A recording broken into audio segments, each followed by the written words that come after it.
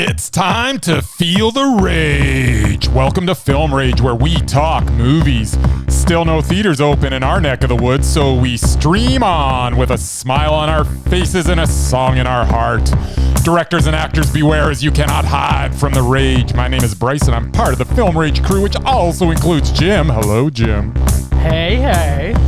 And the walking and talking version of a raspberry Danish. It's Murray. Hey there, Merman. Yo. It's true, he's delicious. So with the introductions out of the way, let's rage on. Oh, Bryce, your sexy, sexy voice just makes me happy. Thanks to all who've been supporting us. If you love our independent podcast, please support us and join the growing Film Rage community by joining our membership at buymeacoffee.com/Film Rage YYC. All members get a special episode and content only for members. Along with all members that sign up will get a special limited edition Film Rage merch item. If you cannot commit to a membership, you can still buy us a movie rental and dare us to see a terrible film, just to make Bryce happy that he's raging. Shout out to our biggest state that has been listening to us, and like the mountains that surround them, have a big luscious heart. Hey, Colorado, we think you're pretty awesome. Go Rams.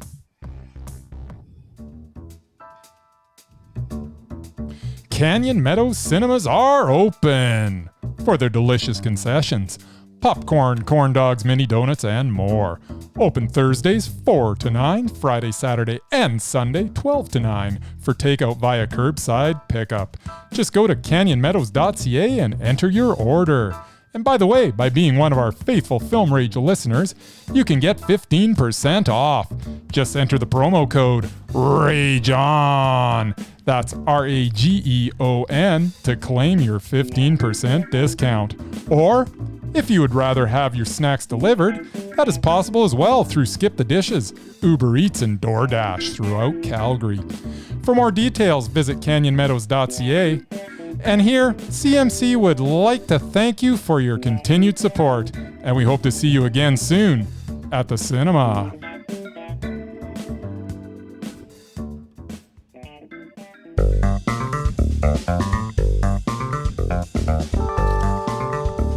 Let's dance. Stream,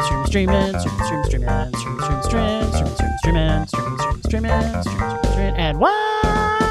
We are streaming, Jim.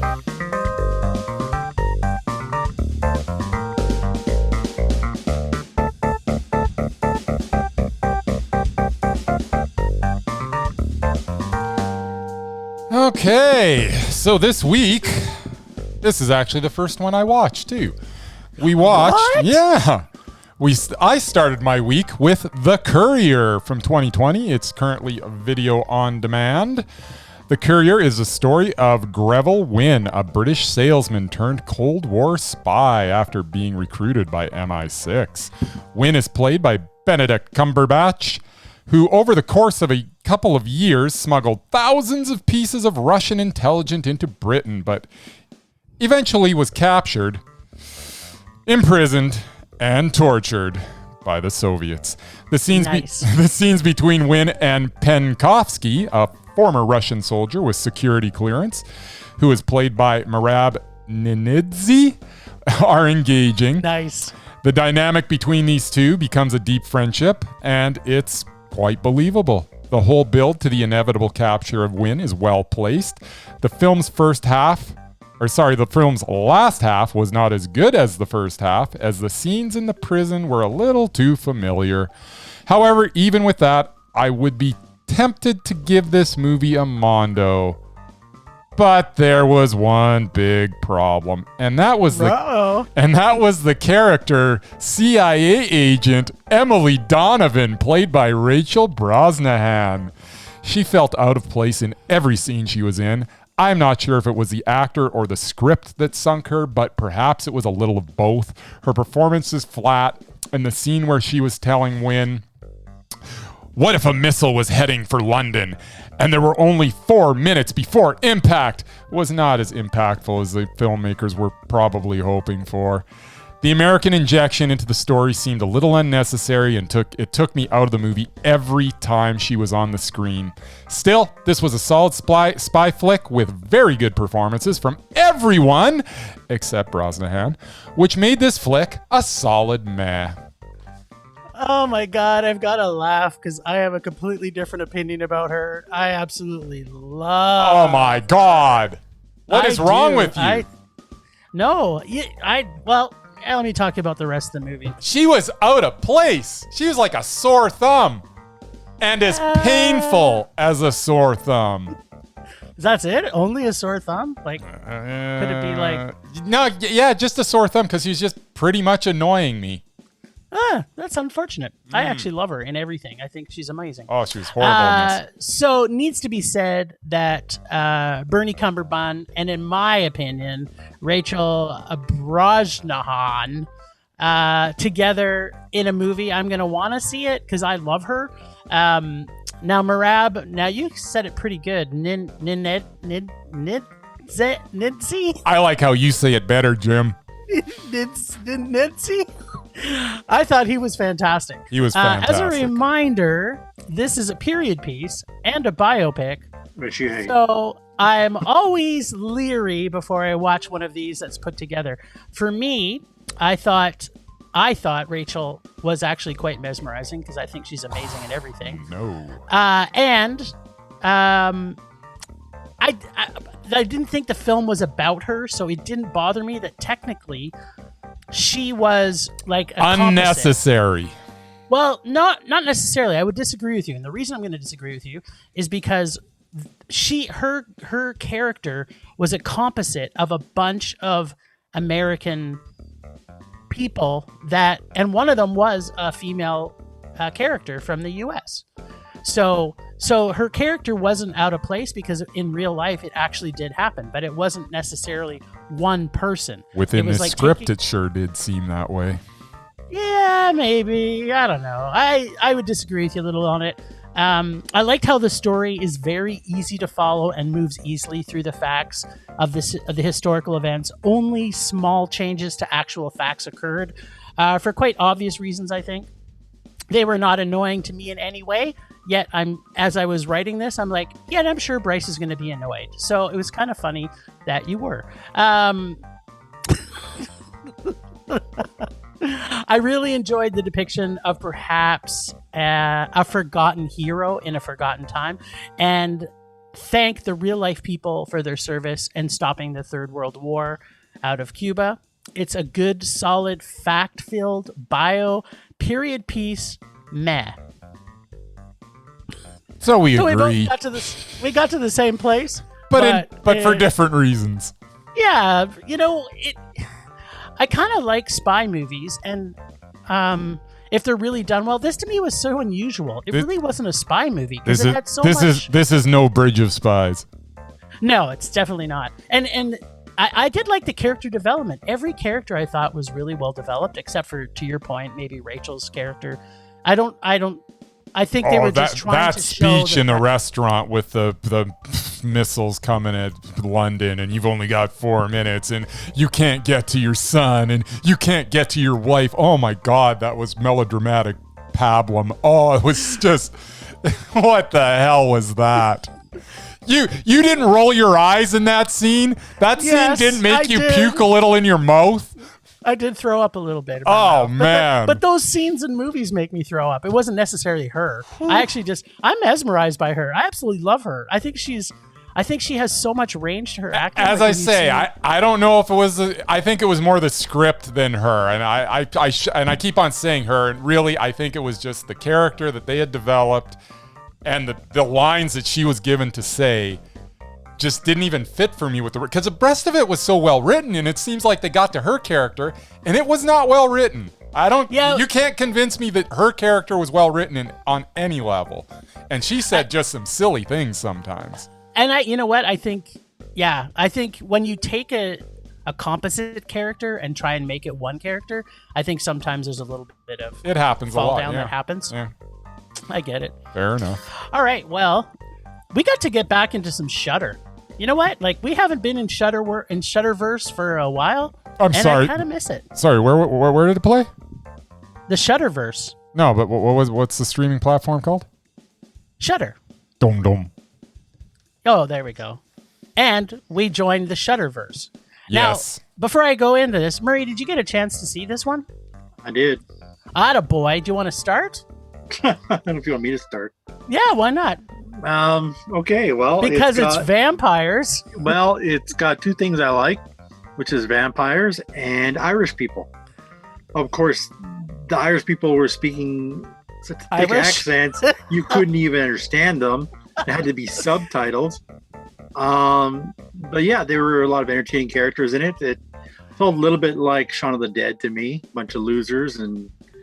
But yeah, it was interesting, and there was a lot of violence and a lot of action. But a major problem I had with it is I don't know what the hell this creature was, but it sure as hell wasn't a vampire. Oh, it was a vampire. You can kill vampires.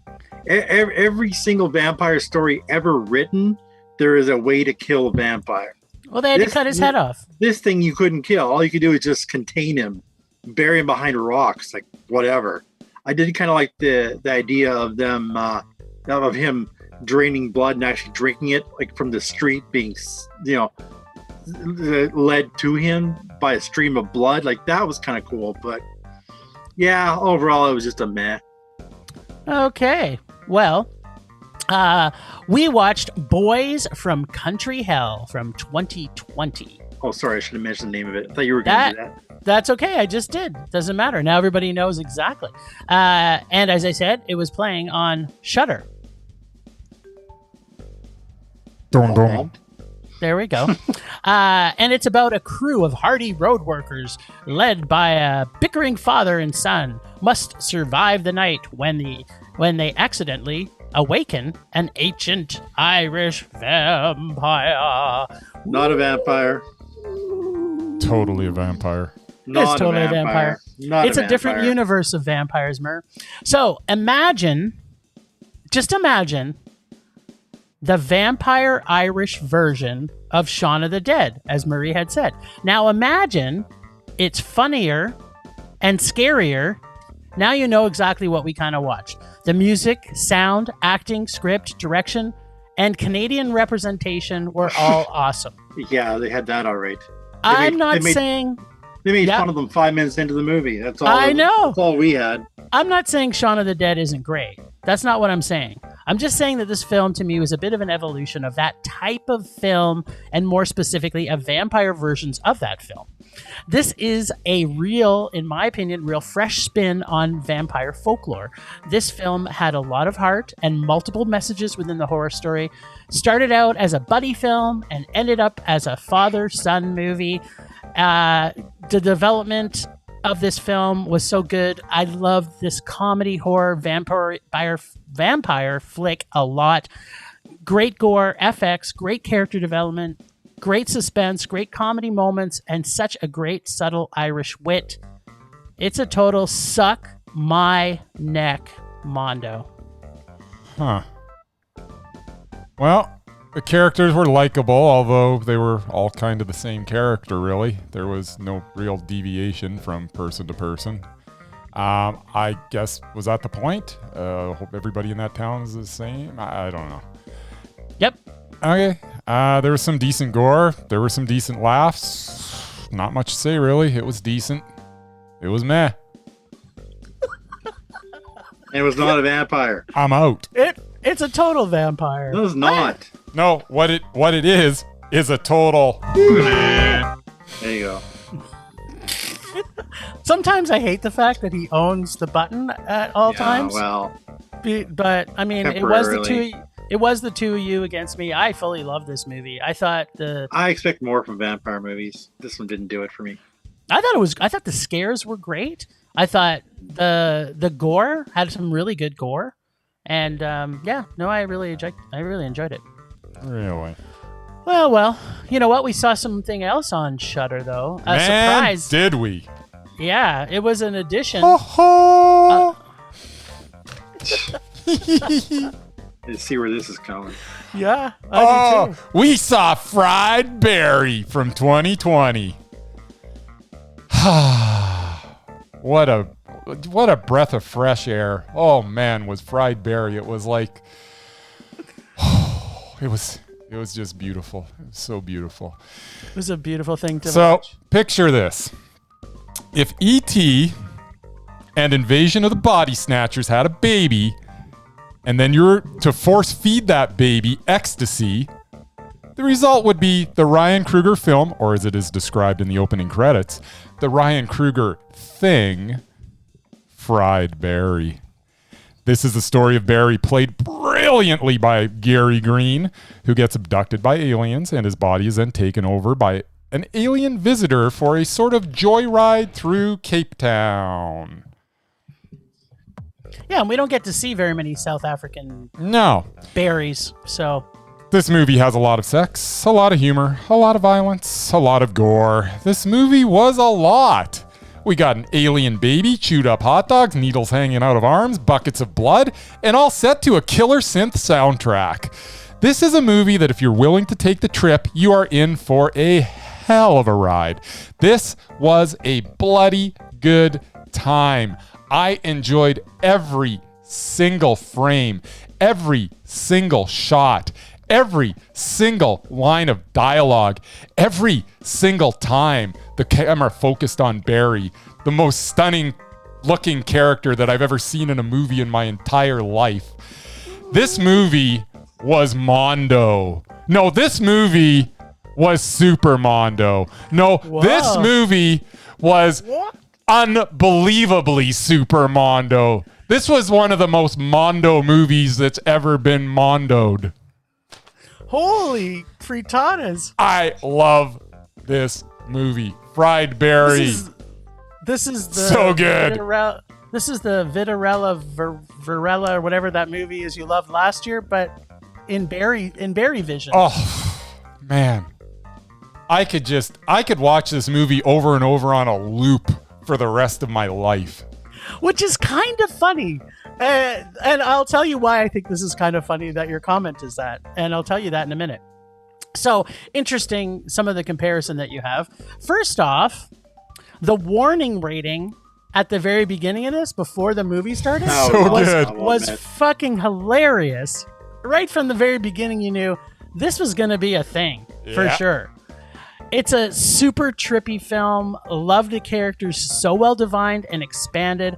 I've always wanted to know, and you guys know this about me, I've always wanted to know what being violated by an alien looks and feels like. And now I don't have to worry. Because when it happens, it sounds like it's going to be fun. This kinda is if I have a comparison too. If you took South Park episode, then removed the kids, sprinkled a shit ton of drugs, added the greasy strangler, adjacent kind of like creepy alien which baby. Is also that's a good double feature. Yeah.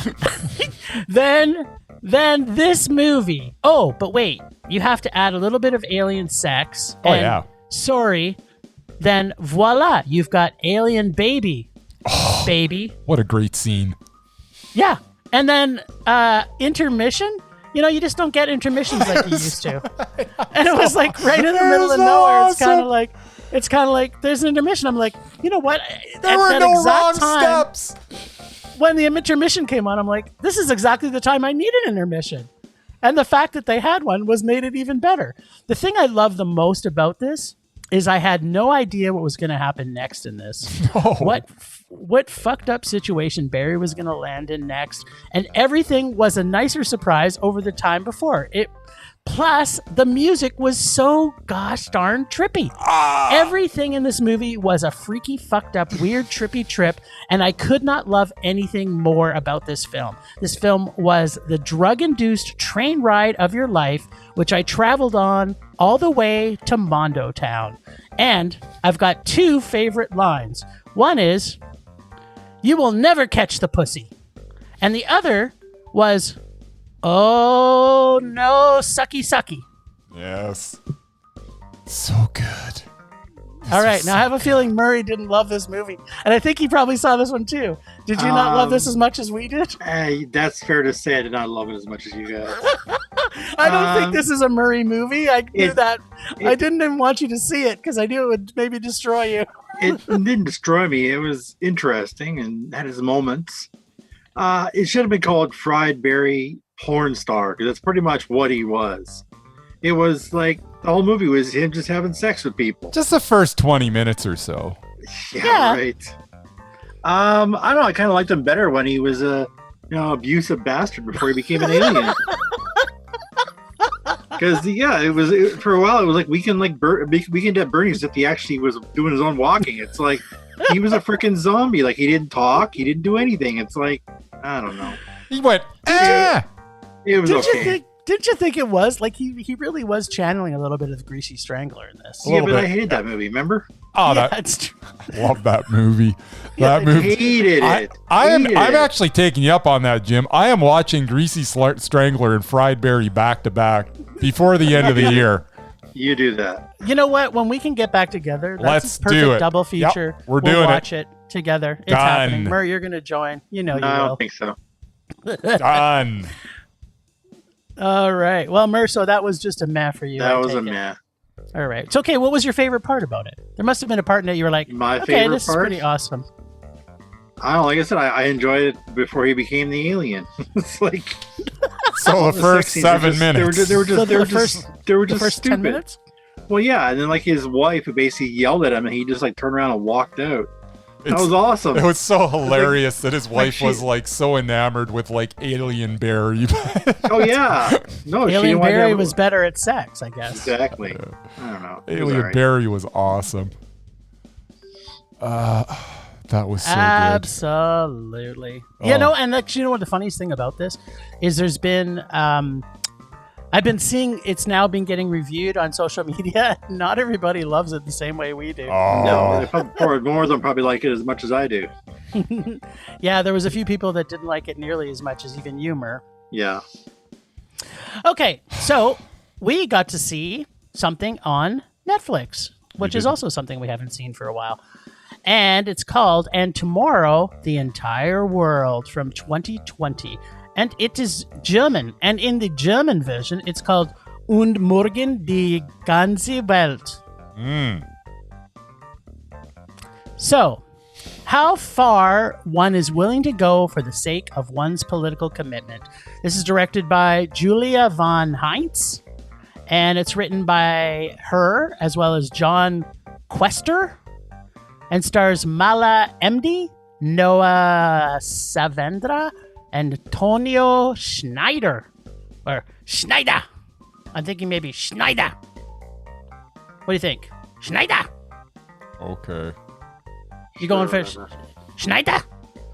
Okay.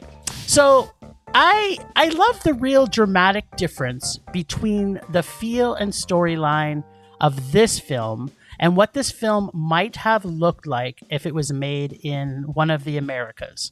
I found the direction was a bit choppy, but I still liked the quick edits that sometimes seem misplaced, but still effective. The raw, almost documentary feel to this film made it feel that much more edgy, but not annoying like a found footage film. The message of the cause or the fight wasn't always clear, but the community was more the focus and the focus of our lead actress.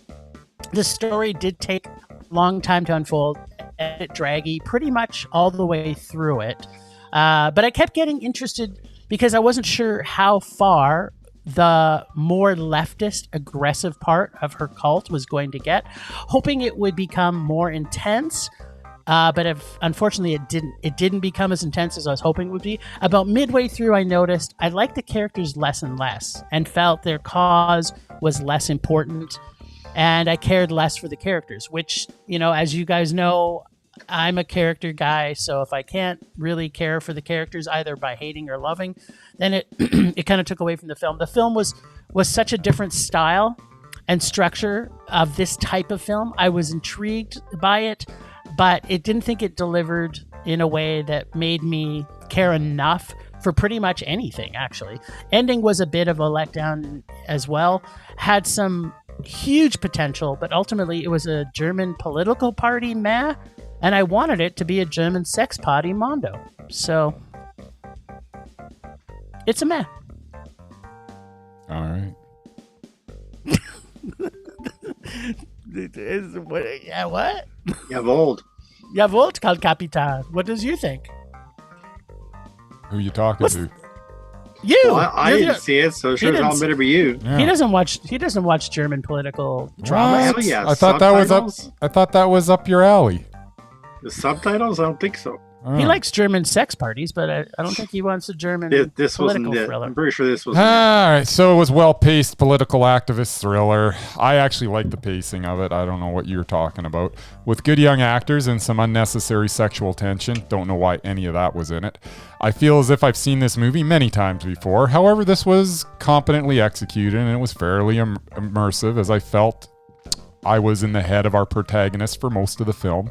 The journey Louisa takes is compelling as her activism graduates through the film to more and more risky ventures. You see and understand her progression throughout. Not much more to say. This was I have seen this all before, but it still kept my interest. Meh. Okay then. Yeah. And Murray? No. That's a no. So That's a actually, I had some issues watching it on Netflix for me because I couldn't get the subtitles and the language to go right, and then I kept messing around with it. I had to reboot my Netflix so many times, and then finally I got it right. So I saw the first 10 minutes in German with French subtitles, and then I saw it with English language and German subtitles. And then I had to go and reboot it, and it finally started working again. So there must have been a glitch. I had no problem. No issues at all. That's what you get for watching foreign movies. La-di-da. All right, then. Temperature rising. Vision blurring. Rage taking over.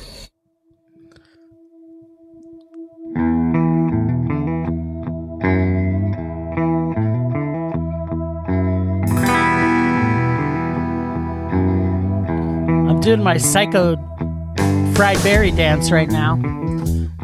But my rage this week is, where did you go, Virginia? Where are you now? We've been onslaughted by our new favorite state, Colorado. Go Rams. Go Rams. And I want to know what happened to Virginia. Virginia, please come back to us. We miss you so much. Virginia, love me like you do. Love me. I don't even know the words. Now we're just. I know you knew one of those. There's got to be like a Colorado song. Rocky Mountain something or other. Rocky Mountain High. Now you're talking. I want to get Rocky Mountain High with our friends from Colorado. But anyway, Virginia, we miss you. We want you to be competition to Colorado moving forward. And I really don't have a rage about any of the movies we watched so far. So that's it. My rage was simple this week. I miss you, Virginia. Okay. Heck of a rage there, Jim. Yeah. That was biting right there.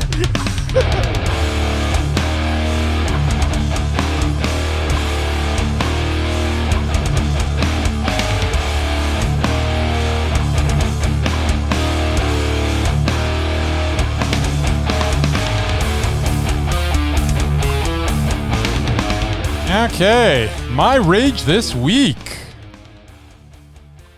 Well, I'll tell you. Here is a list. Listening. Here is a list of movies that Bryce would like to see this month. The Waterman, directed by and starring David Oyelowo, as well as starring Rosario Dawson.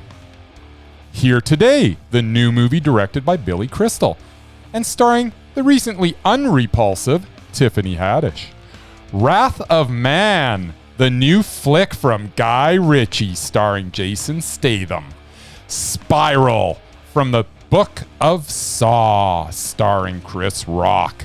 Yes. Dream Horse starring Toni Collette. and A Quiet Place Part 2 with Emily Blunt.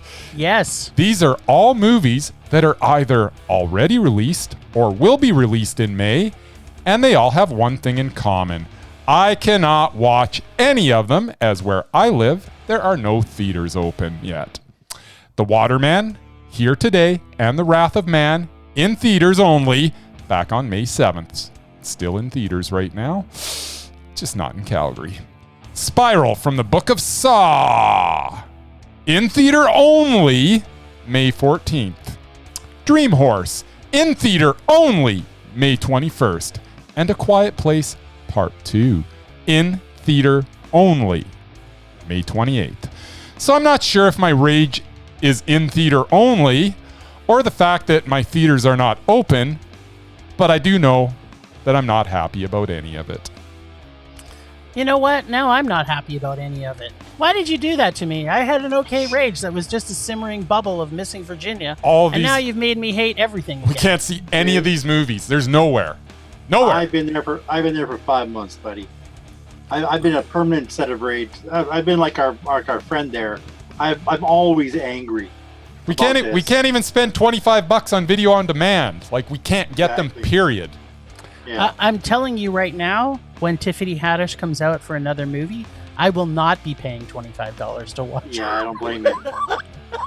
I still think she is doubted. I really want to see this movie. I'm actually excited for it. I like Billy Crystal.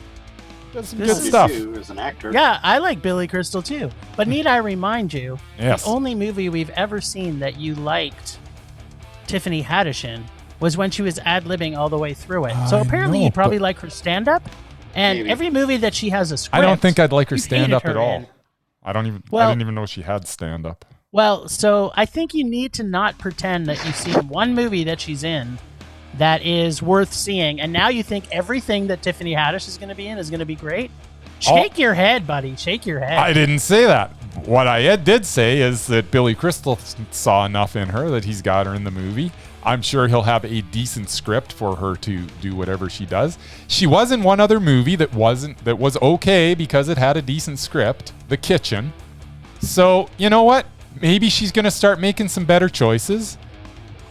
And maybe she's going to be all right. I don't know. We're going to find out. Don't know yet. Yeah, but just not for $25. Exactly. Not for $25 because it's not coming out on video on demand. We can't even do it. So you know it's going to eventually come out on video. Yeah, it's not going to be $25 by then because it was going to be old. Well, it depends if they didn't make any money in Canada. They wouldn't. It's not. Okay, well, I don't know. This is going off the rails. I don't even know what you're talking about anymore. You're just talking jibber jabber over there. I feel like I'm Mr. T. I pity the fool. Stop talking jibber jabber. I pity the fool who is looking forward to a Tiffany Haddish movie. The fool in this case is you.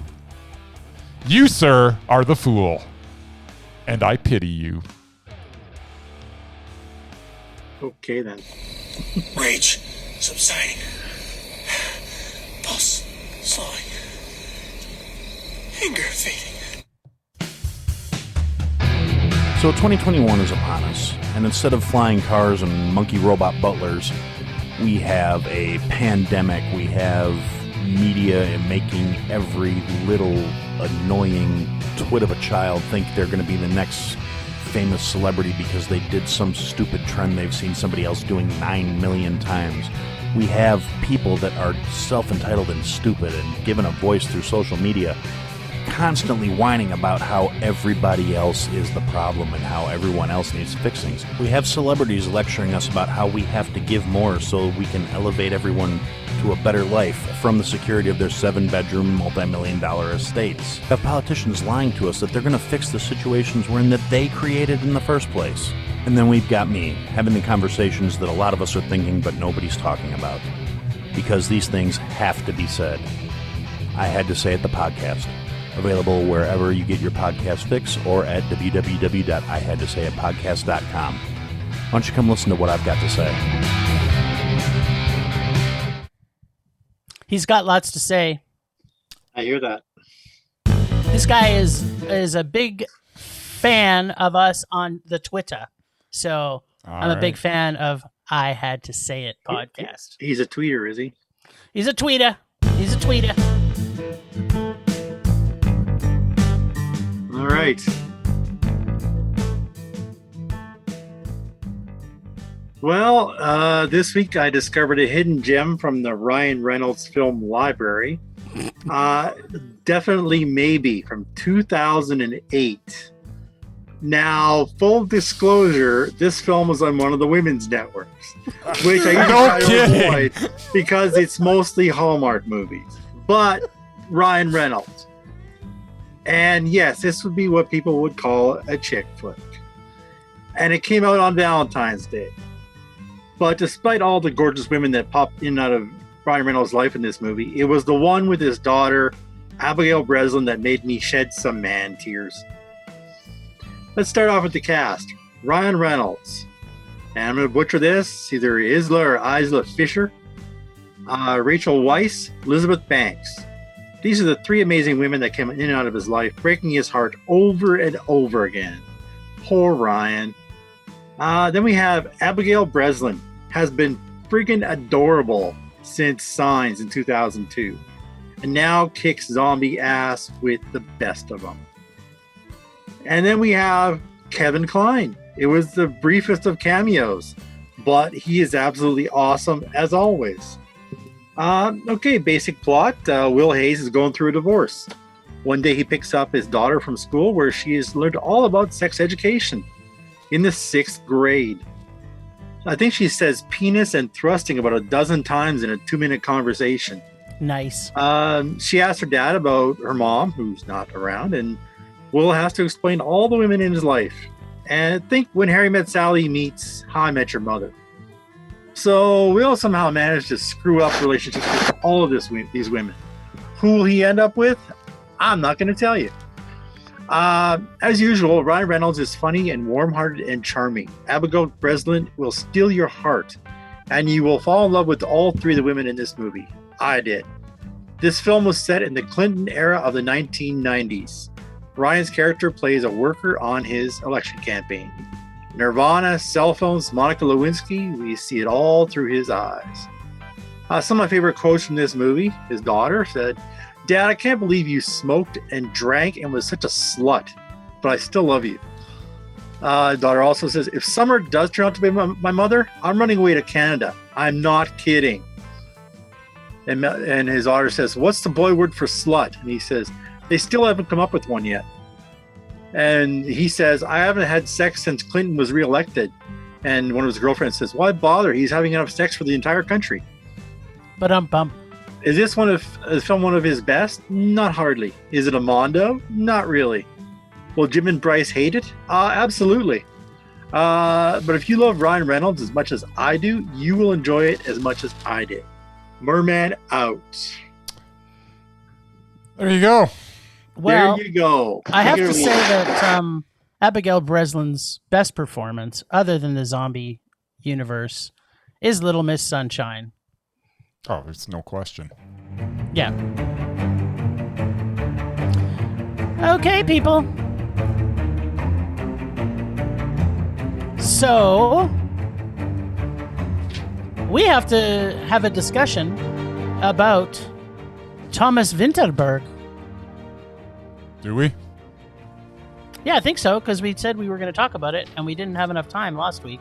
Okay. So we're gonna break it down. So I hope one of you little clowns has a actual piece of paper and pen to write these babies down, so we can plot out our viewing of Thomas Vinterburg. Okay. Go ahead. So the 2020 was another round, or Druk, as it was. Which was meh. Yeah, it was meh for me too. I think it was a Mondo for Murray, though. I loved it. Yeah. Anyway, you know the rules. The Command, which was from 2018. Didn't see it. And did you see it, Murray? No. Okay, so we've got to see The Command. And from 2016, we have The Commune. which to me was a Mondo. I actually really enjoyed this one. I'm not sure if you guys saw it. Nope. I saw it. And? It was meh. Okay, so that means we should probably just stop there, and we have to see the command, and the command has to be a Mondo. Otherwise, he doesn't make it. Well, that was easy. Yeah, that was really... His last movie doesn't count? Yeah, his last movie counts, but he can't have two Mez back-to-back from anybody in the list. And so it's not easy. I never put names forward. Murray, it's how it goes. Bryce has put names forward and he gets vetoed by me. Yeah. I put names forward, it's been vetoed by Bryce. It's just the way it goes. And he's not off the list yet. If the command is a Mondo, we bring up the conversation next week. So we're going to try and find the command, which I don't know where it is, but I'm sure we'll find it. And then we got to reopen the conversation. Then we have to move on to his next movie, which will be Far from the Maddening Crown, which actually was a Mondo. It was Mondo. Yeah, I'm not sure if you've seen that one, Murray. No. And then also he has The Hunt, which to me was also a Mondo. That was... Yeah, that was Mondo. Okay, so why are you writing these down? So that... Just write them down. So, because if the command is a meh, it ends. But if the command is a Mondo, there's still hope, Murray.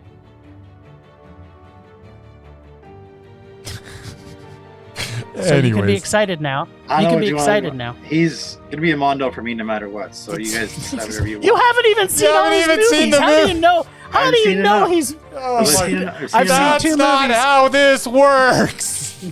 Yeah, Murray, that's not how it works, buddy. No. You can love him, absolutely. We also love him. Rules.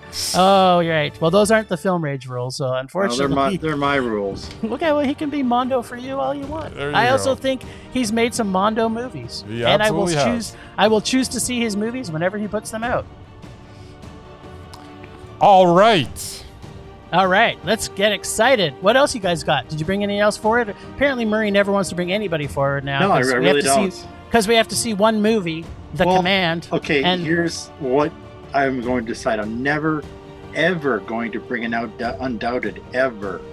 Because it's almost impossible to get anybody on Undoubted. That's the point. That's the whole point. That's why it makes for entertaining conversation. Also, Murray, the last person you brought forward is on the Undoubted list. Well, she's not yet. She's got... No, she is. Amy Adams is Oh, on is she the on it? Undoubted list. I think you guys are waiting for an excuse to take her off. No. Well, we might have one this week. Not this week, but maybe this week. Her movie's coming out soon.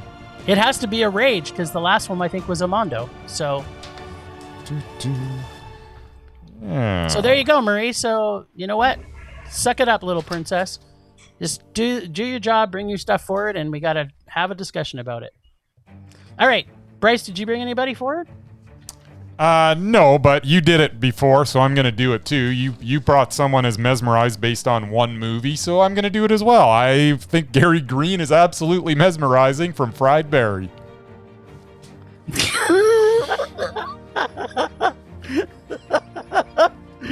Well, but that's not his only movie.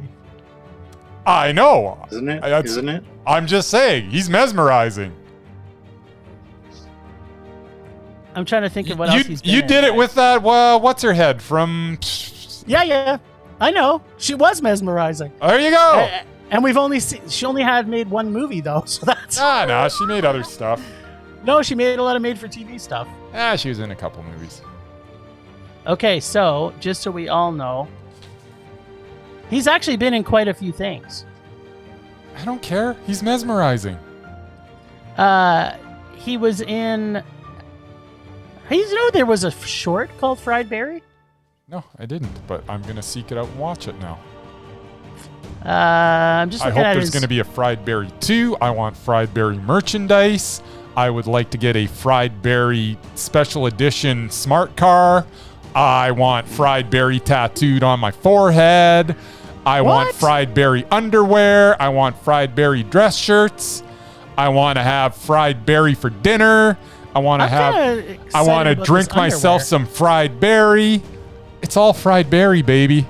Okay, well, now Murray got to see the last movie, so Murray has the option right now of vetoing Fried Barry right now. Murray, what did you think of the guy who played Fried Barry in Fried Barry? He was okay. Did you find him mesmerizing? No. Well, there we go, Bryce. It ends there. From one movie? Didn't even talk for most of it. What does that have to do with anything? I'm going to have to see more of... He was Terry Kaiser from Weekend at Bernie's. Yeah. No. He was pretty mesmerizing in that. He was the best part of that movie, too, and he was dead.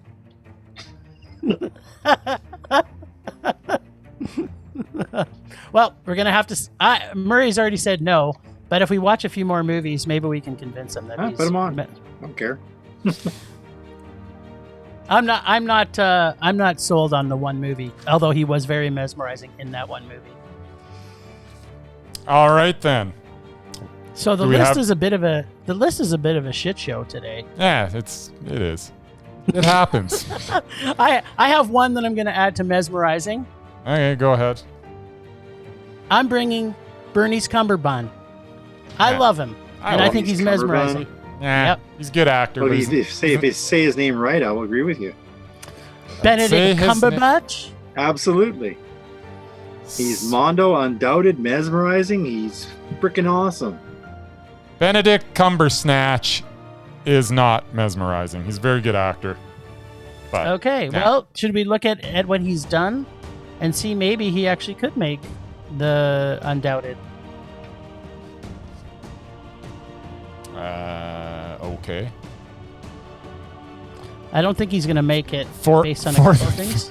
Man, this list segment for not really doing anything in it is going on and on and on. Yeah. But see how easily we transitioned. So unfortunately, he can't because I'm backing it up. He can't be Undoubted because the Mauritanian was a meh, and Ironbach / the Courier was also a meh. Mm-hmm. So done. Poor little Bernie. He's still mesmerizing in my mind too, So he's fine. That's all that matters to me. Yeah, exactly. All right. Well, that was a strike. Although we could be able to ask Mr. Thomas Vinterburg if the command is a Mondo. Yep. Just got to watch it, and then we'll revisit it again. Yeah, baby. This Thomas Vinterburg debate might go on for months. For years to come. 6 years from now, we'll still be talking about Thomas Vinterburg. There you go.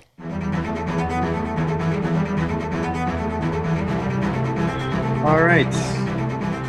Last week on Rage or Dare, our pod bro Kevin from the podcast The Jury Room dared Jim and Bryce to see the true crime film Frailty from 2001.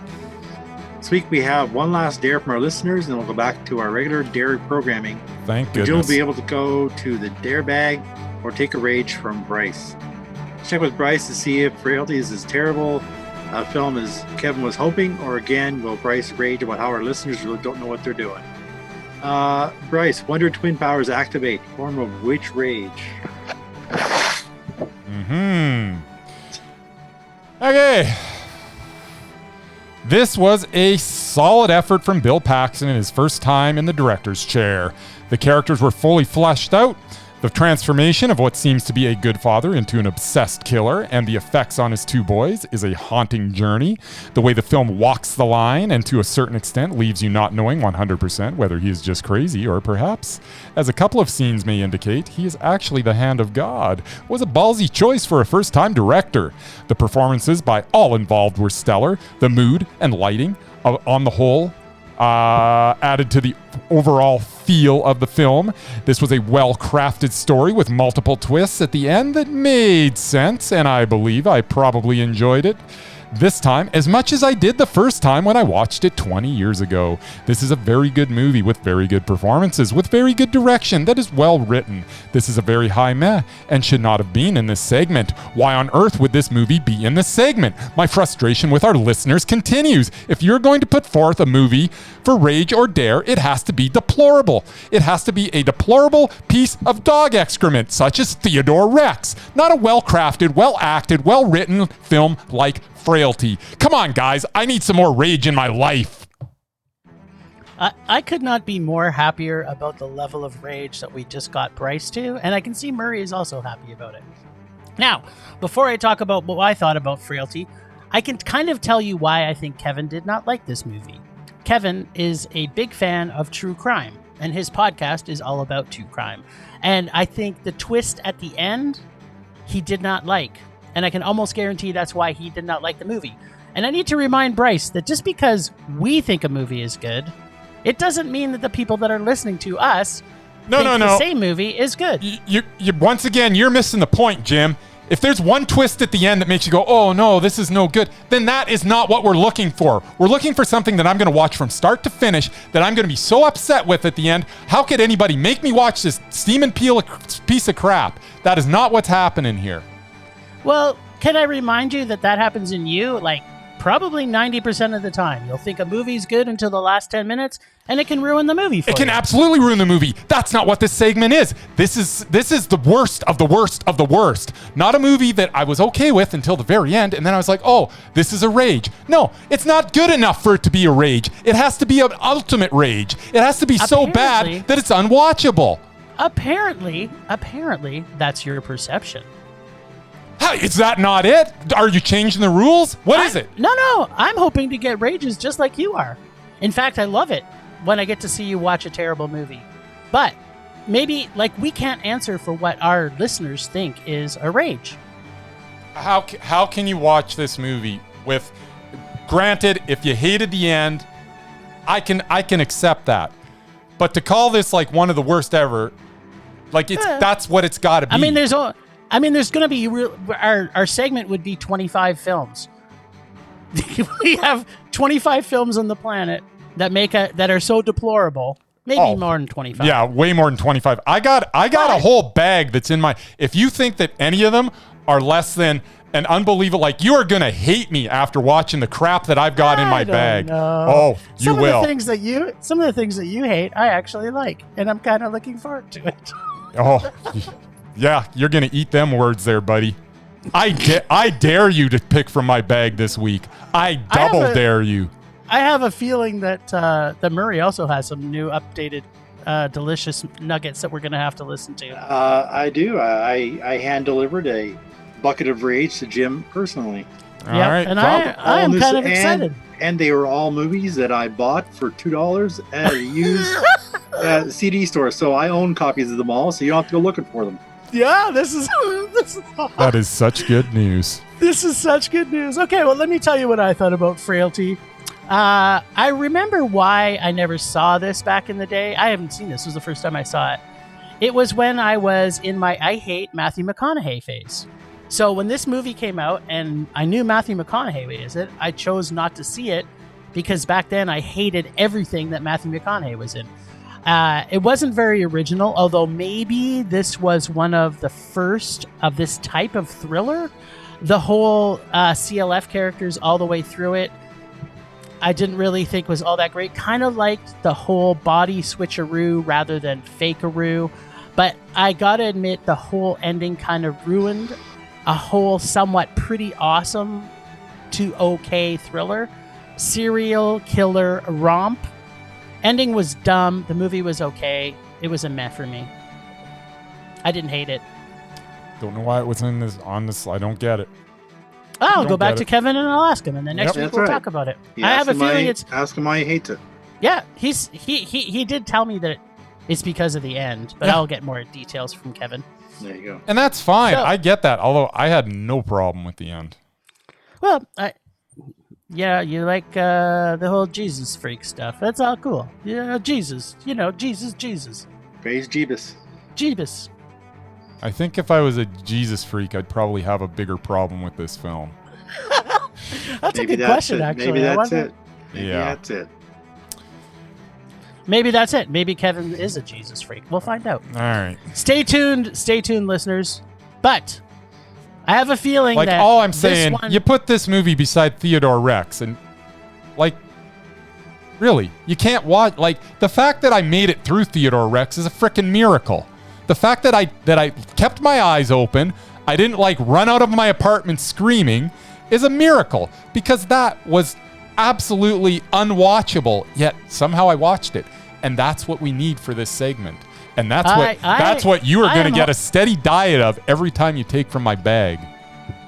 I'm kind of looking forward to it. Good. Although I do know that Theodore Rex was quite tortureful, as I would like to say. Yes. Anyways. Now, I do have our next movie for next week we'll be watching, which is the last of our dares from our listeners. What? I thought we were done. We got one more. Oh, for crying out loud. No, I'm done. I don't want... No, this is ridiculous. We have one more, and I have a feeling it's not going to be good. I think it could be... you told me that you were taking from my bag this week. You promised. I didn't. You did. I said we had one more. No, I you said did we have not. One more. You did not. Okay. You are a liar. Yes, I did. And you go back and listen to our podcast. You put it in the intro today. Did I? You did. I don't think so. Jim will be able to go to the dare bag or take a rage from Bryce.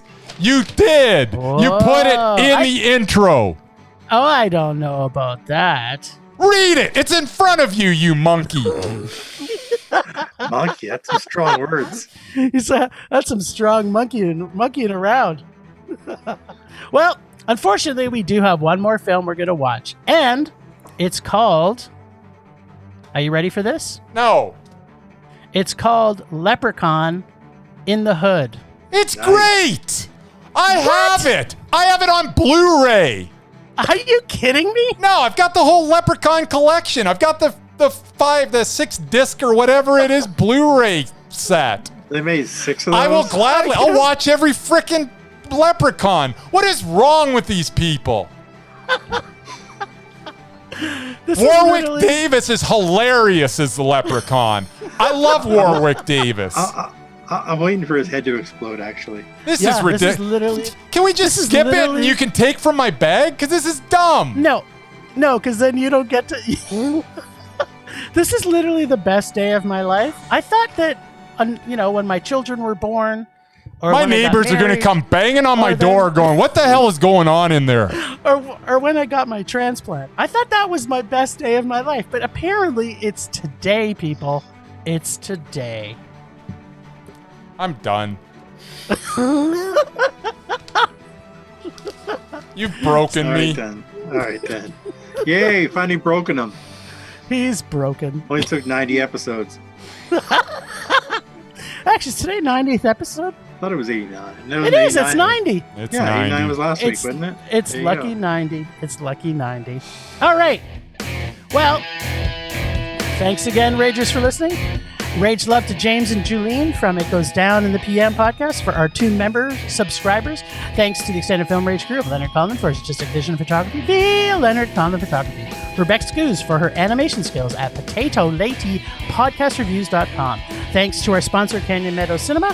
Find us on social media at Facebook, Twitter, and Instagram at Film Rage YYC. Check out everything Film Rage at FilmRageYYC.com, including our merch site for Redbubble and TeePublic. See what we look like on YouTube channel by searching Film Rage Podcast. We are always wanting to make this a raging blast for all listeners, including Bryce. So please comment often everywhere you feel, including filmragecalgary@gmail.com, Podchaser, Apple Podcasts. Dare us to see actual terrible movies to fuel our rage instead of good movies, which still fuel our rage. But no matter what you do, please make us rage. That's it for this week. Rage on. Rage on.